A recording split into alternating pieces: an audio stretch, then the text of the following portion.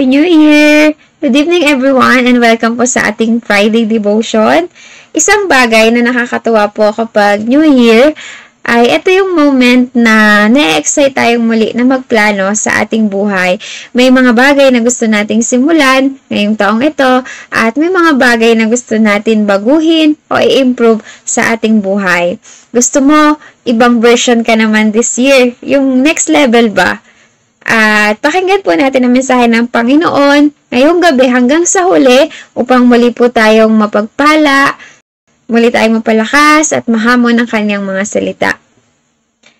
For this month, ang ating pong tema ay Rebuilding Lives. At ang topic po na ating pag-uusapan sa gabing ito ay Rebuilding, Becoming the Best Version of Yourself.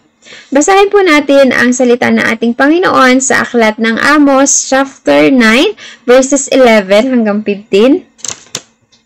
Sa araw na iyon, ibabangon kong muli ang nawasak na kaharian ni David. At aayusin kong muli ang mga nasirang dako, ibabalik ang mga guho, itatayo kong iyon kagaya noong una. Sinabi rin ni Yahweh, darating ang panahon, mag-aararo ang mabubukid habang nag-aani pa ang magagapas. At ang maghahasik ng binhi ng ubas, ang magsasaka habang gumagawa pa ng alak ang mag-aalak. Dadaloy sa mga bundok ang bagong alak at masagana nga agos sa mga burol.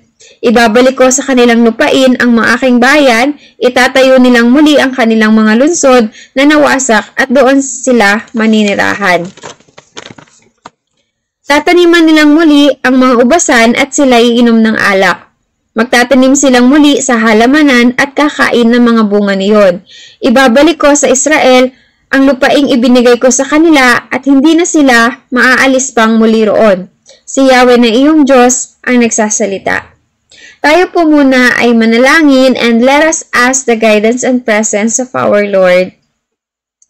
Oh, hallelujah, Lord Jesus, purihin ka dakilang Diyos. Panginoon, muli po kami nagpapasalamat sa pagkakataon na ipinagkaloob mo upang kami ay matutong muli sa iyong mga salita, O Diyos. Salamat, Panginoon, sa bawat puso, bawat isipan na magbubukas, Panginoon, para sa iyong mga salita. Thank you, Jesus, sa bagong challenge na ipagkakaloob mo sa aming lahat upang kami ay magpatuloy na hanapin ka, gumawa sa iyo ng mga bagay na higit pa sa ginagawa namin sa ngayon, O Diyos, at mas maranasan pa ang mga bago mong pangako, ang mga bagay na kaya mo pang gawin sa aming buhay, O Diyos. Panginoon, pagkalooban mo po kami nawa ng sapat ng karunungan upang maunawaan namin ng lubos ang iyong mensahe ayon sa iyong kalooban, O Diyos. Salamat, Panginoon, sa katagumpayan ng gawain mong ito, sa iyong biyaya, O Diyos. Sa iyo namin tinataas ang lahat ng papuri at pagsamba. Sa pangalan ni Jesus we pray.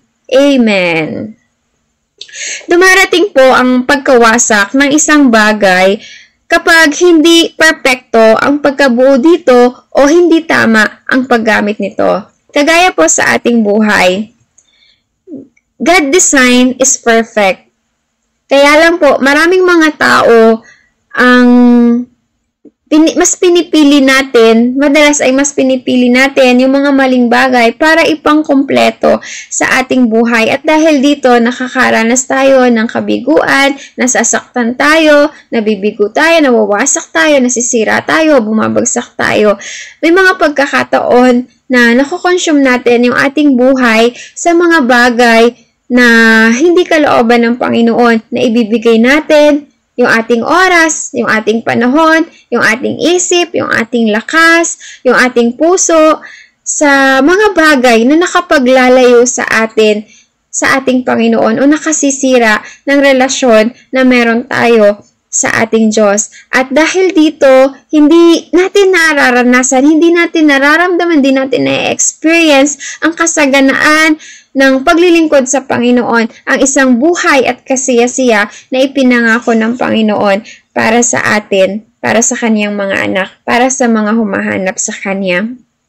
At bago pa man po ibigay ng Panginoon ang kanyang napakagandang pangako sa mga Israelita, ang kanyang pangako ng pagbangon at muling pagpapala sa bayang ito, nakaranas po ang mga Israelita ng pagbagsak sa kanilang buhay dahil sa mga maling gawain, dahil sa mga kasalanan na mas napili sa kanilang buhay.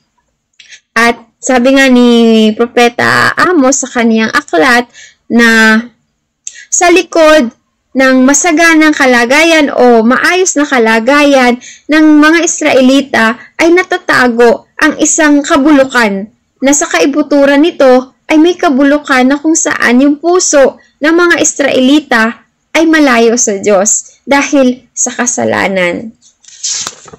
Pero pansinin po natin ang napakalaking pag-ibig ng Panginoon, ang napakalaking kagandahang loob ng Panginoon na kung saan bago matapos yung talata ng Amos sa binasa po natin kanina ay nangako ang Panginoon na darating ang panahon na kung saan ay muli silang ibabangon, muling itatayo, muling ipararanas sa kanila ang kasaganaan, ang biyaya, darating ang panahon na mag-aabot-abot ang pagpapala sa panahon na sila ay magbabalik loob sa Panginoon at magkakaroon ng tunay na pagsamba at pananampalataya sa Kanya.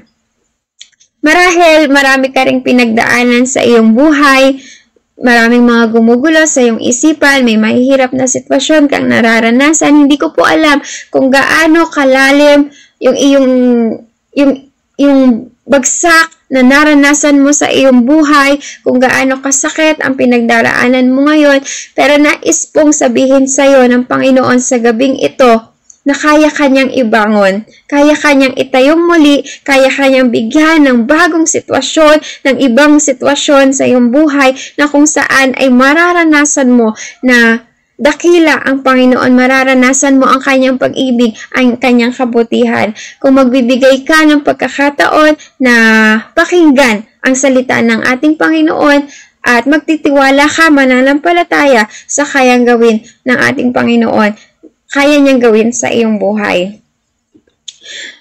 At sa gabing ito, kayang-kaya kanyang ibangon, walang imposible sa ating Panginoon sa pamamagitan ng iyong tunay na paglapit ng may pananampalataya sa Kanya. Yung life na pinagsisikapan natin na maging better version, kayang-kayang gawin ng Lord na best version. Kung tayo ay mananatiling humahanap sa ating Panginoon. Gusto ko lang pong ibahagi yung 3 ways to let God reveal your life to be the best version. Una po is be aware of your situation. Sa unang Korinto, chapter 10, verses 12 hanggang 13, kaya't mag-ingat ang sinumang nag-aakalang siya'y nakatayo at baka siya'y mabuwal. Wala pang pagsubok na dumating sa inyo na hindi naranasan ng ibang tao. Tapat ang Diyos at hindi niya ipahihintulot na kayo'y subukin ng higit sa inyong makakaya. Sa halip pagdating ng pagsubok, bibigyan niya kayo ng lakas upang makayanan ito at paraan upang malagpasan ito. The question is, are we still examining ourselves? Dumarating pa po ba sa atin na naikukumpara natin, na i-check natin ang ating sarili, na ikukumpara natin ang current version ng ating spiritual life sa version na nais ng Panginoon? O dumadating na po ba sa buhay natin na nasasatisfied na tayo sa current and the past accomplishment ng ating paglilingkod sa ating Panginoon? Na hindi ka na nagde-desire ng more, hindi ka na nag-e-effort for more. Yung financial status natin, gusto natin laging upgraded. Yung physical na kalagayan natin, gusto natin nag-i-improve, gusto natin next level. Ganon din kaya yung kalagayang spiritual natin, kasama po kaya sa mga pinlano mo itong bagong taon na iangat o ilagay sa next level yung spiritual na kalagayan mo. At ito po yung tandaan natin. Remember this. Unless the Lord build the house, its builders labor in vain. Psalms 127 verse 1. At malibang ang Panginoon ang siyang magtayo nitong bahay, ang ginawa ng tagapagtayo ay walang kabuluhan. Kaya po maraming pagkakataon sa buhay natin kahit gaano tayo nag-e-effort na i-upgrade, i-next level, i-improve ang iba't ibang area sa ating buhay. Pero kapag sa paraan ito na hindi kalooban ng Panginoon o hindi ayon sa kapahintulutan ng Panginoon, nakakaranas tayong mabigo, nakakaranas tayo ng pagkapagod, nawawalan ka ng pag-asa. Dahil kung hindi ito kapahintulutan ng Panginoon ang mga bagay, anumang bagay ang gusto nating iangat sa ating buhay, kung hindi ito sa kapahintulutan ng Panginoon, ay hindi natin mararanasan ng isang buhay na ganap at kasiyasiya. Sabi nga na, ang mga bagay na maituturing nating blessing o nagiging blessing, yung mga bagay sa buhay natin kapag ito ay galing sa Diyos. Kapag dumating ito sa buhay mo ng ayon sa kanyang kapahintulutan. At ito yung mga bagay na ma-enjoy natin, maipagpapasalamat natin ng totoo sa ating Panginoon. Meron lang po akong maiksing istorya na gustong ibahagi at ito po is yung dalawang magkaibigan na nagyaya itong si Juan sa kanyang kaibigan na si Tu na i-examine, i-check at i-reconstruct yung kanya-kanyang bahay. At sabi nito, anak ko pare, saka ko na lang i-check. Malayo pa naman yung bagyo, wala pa naman yung bagyo. Saka ko na lang titingnan kung talagang matibay ang aking bahay. Kakayanin naman siguro yun. Kaya na yun. Sabi naman itong si Juan naman, nag-effort na i-check yung kalagayan ng kanyang tahanan. At pinagsikapan niya na mas mapatibay ito, nilagyan niya ng pampabigat yung kanyang bubong, nilagyan niya ng mga bato, at itinali niya yung mga haligi, itinali niya yung bubong para hindi lumipad. At dumating yung malakas na bagyo, umihip yung malakas na hangin, yung malalakas na ulan, at mas tinamaan itong bahay ni Juan. Pero dahil na i-prepare niya ito ng mas maaga bago pa man dumating ang bagyo, na natiling nakatayo yung kanyang tahanan. At itong si Tu, kaunting hangin lang, kaunting ulan lang yung tumama sa kanyang tahanan. Kaya lang, dahil hindi niya nasuri, hindi niya na i-prepare ahead of time before dumating yung storm, yung bagyo, ay nawasak, lumipad yung bubungan, nawasak hanggang sa 3 haligi na lang yung natira. Dapat 4 kulang pala ng isa, hindi niya na-check. Yan po, at anong mensahe yung maaari nating makuha doon sa maiksing kwento ito? Alam niyo po, ganito din sa buhay natin. We should not wait for the trials or sa mga mahirap na sitwasyon na maranasan sa buhay natin para i-prepare o patibayan yung ating sarili. Kasi gusto ng Panginoon everyday na ipe-prepare tayo. Gusto ng Lord, piniprepare tayo everyday. At gusto ng Panginoon na patibayin tayo sa bawat araw, sa bawat pakikinig natin, sa bawat pagkakataon na tayo ay nakaririnig ng kanyang salita, ay matanggap natin ang pagpapalang ito, na tayo ay manatiling lumakas, magabayan tayo, mapatibay tayo, para pagdating ng mga pagsubok, ng mga challenges, o mga temptations sa ating buhay, ay manatili tayong nakatayo. Ang tamang preparation ay hindi sa panahon na meron kang testing. Pinapahalagahan natin yung bawat pagkakataon na tayo ay tinuturuan ng Panginoon para kung dumating man yung panahon na kailangan ka ng mag-exam, kailangan ka ng subukin, mananatili kang pasado, mananatili kang nakatayo at nakagagawa ng ayon sa kalooban ng ating Panginoon. At pangalawa po, be changeable according to God's plan. Yung very best version ng sarili natin ay mangyayari o mararanasan natin kapag natuto tayo na i-accept ang design ng Lord. Kapag natuto tayo na tanggapin yung kanyang blueprint, na i-surrender sa kanya yung mga personal, yung self-will natin o yung pansarili nating kagustuhan na hindi ayon sa kanyang kalooban, at lumakad sa kalooban o sa design, sa plano na ibinibigay, na itinuturo sa atin, pinapaunawa sa atin ng Panginoon sa bawat pagkakataon na tayo ay naghahanap at lumalapit sa Kanya. It means you're accepting God's redirection. Yung changeable being changeable, o kaya mong baguhin yung iyong sarili, isang tabi yung iyong sarili para sa plano ng Panginoon, ay nahihalin tulad sa pagtanggap natin sa pagtutuwid o sa bagong direksyon na ibinibigay ng Panginoon sa ating buhay. Opo, lahat tayo ay naka-experience ng failures. But, ang will ng Lord, hindi yung mag-focus tayo sa ating mga past failures. Hindi malimitahan yung mga bagay na pwede nating gawin o dapat nating gawin sa Kanyang kaharian dahil iisipin natin, hindi ako deserving, hindi ako gagamitin ng Lord sa bagay na to kasi ganito ako. Hindi ito yung will ng Lord. Kahit may mga failures tayong pagdaanan, nais kang ibangon muli, nais kang gamitin muli, nais kang palakasin muli, nais kang i-bless muli ng Lord para maging kagamit-gamit sa Kanyang kaharian. May mga pagkakataon ko na nagkakwentuhan naman kami ng seryoso ng aking mga kaibigan. Sila Pastora Jovian, si Ma'am Beron, si Ma'am Eden, sila Ate Angelica, na napag-uusapan namin minsan. Sabi namin, dumarating yung panahon, yung mga doubt sa isang Kristiyano na patuloy na gumawa, patuloy na sumunod, patuloy na gumawa sa Kanyang kaharian kapag ang nakikita niya is yung mga bagay na mga answered prayers, yung mga family issues, o mga bagay na kailangan pang ayusin sa kanyang buhay.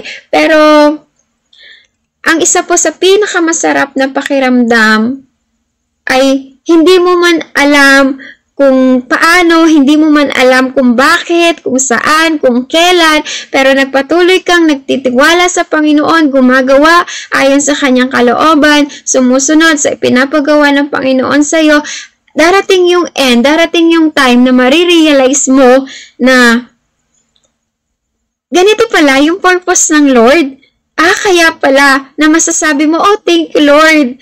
At ito yung isa sa pinakamasarap na pakiramdam, yung ma-realize mo kung ano yung purpose ng Lord kahit dumaan ka sa isang mahirap na sitwasyon. May isang tao, kilalang tao, si Charles Colson. Nais ko lang pong ibahagi yung maiksing istorya na narinig ko about kay Charles Colson. Si Charles Colson ay nakulong at sa kulungan po siya nakakilala sa Panginoon. Pero dahil inaccept niya yung plano ng Panginoon sa kanyang mahirap na sitwasyon, na nagtiwala siya nung nagpakilala ang Panginoon sa kanya, sa kanyang mahirap na sitwasyon, tinanggap niya, nagtiwala siya, naniwala at nanampalataya siya sa Panginoon na kayang baguhin yung kanyang buhay. At ito pong si Charles Colson, kahit na siya ay isang preso na bilanggo, siya po yung nakapagtatag ng pinakamalaking jail ministry sa buong mundo. Na sabi nga po ay merong 50,000 volunteers sa iba't ibang bansa. Ibig sabihin po, ang gusto ng Lord, we should not focus on our past failures. Ang importante po, dumaan ka man dun sa mga pagbagsak sa iyong buhay, hanapin natin, unawain natin kung ano ang layunin, ano yung purpose ng Panginoon sa buhay natin, at i-accept yung kanyang redirection na gagawin upang maging pleasing tayo sa kanyang harapan, sa kanyang kalooban. At pangalawa, pangatlo is be moldable as God's temple. Yung nahuhubog tayo para maging tahanan o maging templo ng ating Diyos. We need to let Him mold us and make us the vessel of honor that He want us to be. Dapat dinadaluyan ka na nakikita yung buhay pala ng isang Kristiyano na nakapagbibigay karangalan sa ating Panginoon. May isang quotation po akong nabasa, sabi dito, just as people treat temples with respect, they will also treat you with respect. Kung paano nirerespeto yung kaharian ng Panginoon na ang bawat Kristiyano pala ay dapat nagdi-desire tayo na ma-experience natin, makuha natin, maranasan natin yung ganitong respect kasi nakikita ng mga tao sa paligid natin na nananatili sa buhay natin at nagahari sa buhay natin ang Panginoon. Kaya po, napakahalaga ng bawat pagkakataon o napakahalaga na maging seryoso tayo sa ating pakikinig sa bawat pagkakataon na makaririnig tayo ng salita ng Panginoon. Tanggapin natin ito seriously at panampalatayanan, pagsikapang sumunod. Kasi ito yung mga paraan na ginagamit ng Panginoon para tayo ay hulmahin, para tayo ay i-mold patungo dun sa version na nais niya. At ito yung best version. Walang ibang best version na makapagbibigay sa ating sarili o makalilikha sa atin para maging best version aside po sa lumikha sa atin na nakakaalam ng pinakamabuti para sa atin. Ang tanong pong muli, kung magsa-self-check po kaya tayo sa loob ng 10 years na tayo ay nag-a-attend, nakikinig ng salita ng Panginoon, makikita na kaya yung buhay natin as kahugis o nagiging hugis templo na kaya ng Panginoon yung ating buhay, yung ating isipan, yung ating puso ay nagiging templo na kaya ng Panginoon? May isang istorya po na gusto ko pa pong i-share sa inyo. Ito naman po ay ang meeting ng mga demons. Nagpatawag itong head devil ng meeting sa kanyang 3 katiwala at nag-report itong unang demon. Sabi niya, Bossing, nagpadala po ako ng malakas na hangin. Kaya yung bangka na sinasakyan ng maraming Kristiyano ay tumaob at maraming Kristiyano po ang namatay. Hindi po natuwa yung devil sa report nitong unang demon.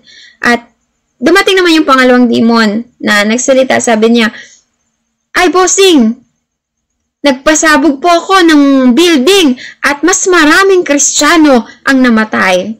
At hindi rin natuwa itong devil. At ito naman yung pangatlong demon. Sabi niya, Bossing, may isang Kristiyano po ako na wino-workout. Matagal ko na siyang kinililin lang. At sa araw na ito, nagtagumpay na po ako, nag-backslide na siya, tumalikod na siya sa kanyang paglilingkod, sa kanyang Diyos. At tuwang-tuwa itong devil na to, kahit isang Kristiyano na to, kahit isang Kristiyano lang yun. Sabi niya, matalino, magaling nakatiwala, mag-celebrate tayo. Alam niyo po na kapag tayo ay nawalan ng desire na magpatuloy sa ating paglilingkod o magpatuloy sa paggawa sa anumang bagay na pinagagawa sa atin ng Panginoon, tumigil sa pagsunod sa kanyang kalooban, nagiging kaisa tayo ng masama laban sa mga nais ng Panginoon.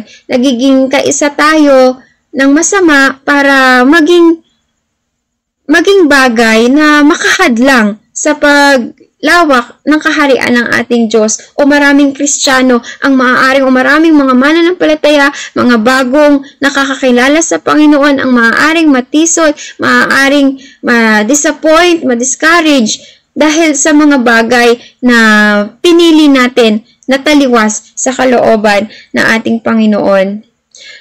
At ito po yung sad life sa buhay ng isang Kristiyano na kapag dumating sa point na ang buhay natin bilang isang Kristiyano ay wala nang ipinagkaiba sa unbeliever o sa mga hindi mananampalataya.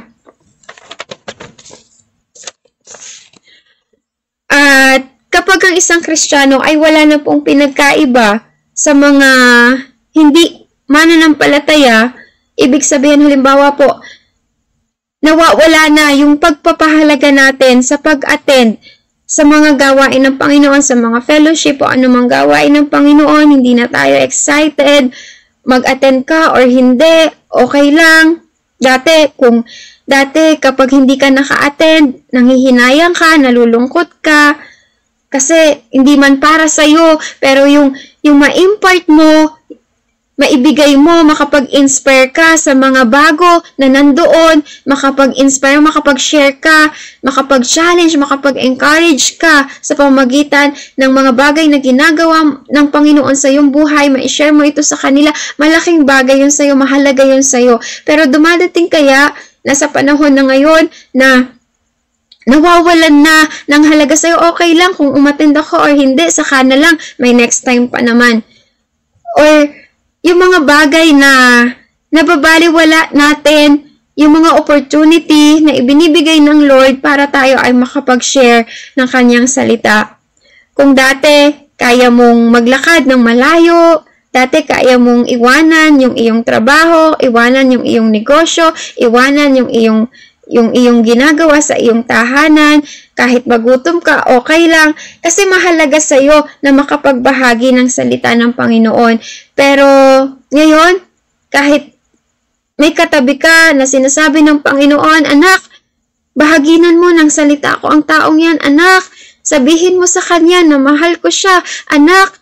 Sabihin mo sa kanya yung aking mga pangako, kailangan niyang marinig, yung aking mga promises, kung gaano ko siya iniibig, kung gaano ko siya hinahanap, kung gaano ko siya gustong makasama, kung gaano ko siya gustong magkaroon ng pagkakilala at tumawag sa akin. Pero ikaw, sabi mo, ay saka na lang, may iba naman.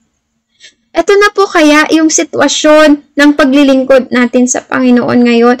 O dumadating po ba yung panahon na hindi mo na pinagsisikapan na i-overcome yung mga temptation sa ating buhay o sa iyong buhay, na kapag may nabasa ka sa social media against you, nakapagsasabi ka ng mga bagay na hindi mo na pag-iisipan, mga bagay na hindi mo dapat sinasabi bilang isang Kristiyano. Napapatulan mo ito, nakapagsalita ka ng mga bagay na hindi mo dapat sinasabi. O may marinig ka sa iyong kapitbahay na against o ayaw mong marinig, ay napapatulan mo, nakikipag-away ka, nakakalimutan mo na isa kang Kristiyano. Ito na po kaya yung antas, yung level ng paglilingkod natin ngayon as a Christian. Alam niyo po, napakaganda nung mensahe ng Panginoon, yung napakaganda po ng tema natin sa month na ito. It's a calling for all Christians, hindi lang sa mga bagong mananampalataya na may pinagdadaanan sa buhay, na muling ibabangon ng Panginoon. Kasi ito yung gusto ng Lord na ma-experience natin yung buhay na ipinlano, inihanda na ng Lord.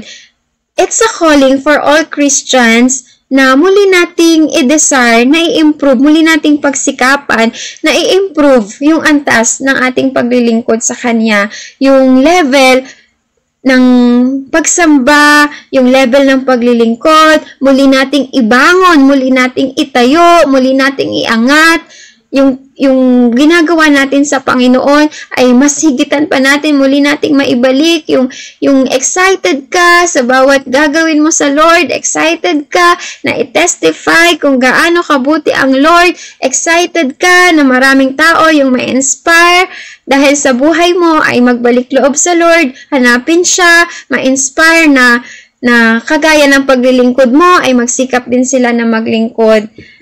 At ito po yung nais ipaalala muli sa atin ng Panginoon sa gabing ito, hindi lang para mapagpala tayo personally, kundi maging yung mga tao sa ating paligid ay tumanggap, ma-spread yung blessing ng Panginoon sa mga tao na nasa ating paligid, hindi lamang mga material na bagay, kundi yung buhay na walang hanggan na tinanggap mo, hindi lang sa'yo, maging doon sa mga tao na nasa ating paligid, ay maibahagi sa kanila. At bago po ako magtapos, meron po akong gustong ibahagi, the 2 benefits if we let God reveal our life according to His purpose. Ito po yung 2 bagay na promise ng Lord pinangako ng Panginoon o benepisyo na kapag hinayaan nating muli tayong itayo ng Panginoon according sa kanyang layunin. Una po is restoration of the stolen blessing. Kagaya sa buhay ng mga Israelita, sa mga Israelites, na darating sa panahon na yon na kung saan sila ay magbabalik loob sa Panginoon, sasambang muli sa Kanya, darating yung day of blessing. At ganun din sa ating buhay. And this day of blessing will not be seasonal. Ibig sabihin, mag-aabot-abot yung pagpapala na pwede nating maranasan at dadaloy ito, magiging daloyan tayo na hindi lamang tayo personally ang mapagpapala, maging yung mga tao na nasa ating paligid, yung ating pamilya, yung ating mga kakilala, ang ating mga kaibigan, at ang mga bagong mananampalataya na naghahanap sa Panginoon. Kaya lang, kung mananatili po tayong wasak, madaling manakaw yung biyayang ito. Madaling makuha yung biyayang ito kung hindi tayo mananatiling buo, kung hindi tayo mare-revealed yung ating pananampalataya, yung ating buhay, paglilingkod, yung ating spiritual life, ay nasasayang yung mga biyaya na dapat ay na-experience, na-enjoy natin, na-testify natin. Kaya lang pwedeng maagaw ng mga bagay na nabubuhusan natin ng ating atensyon, ng ating effort sa ating paligid. At pangalawa po is protection for the unnecessary struggle.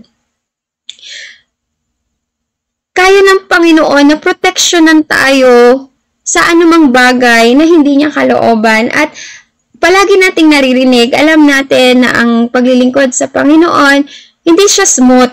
Marami tayong struggle na pwedeng pagdaanan.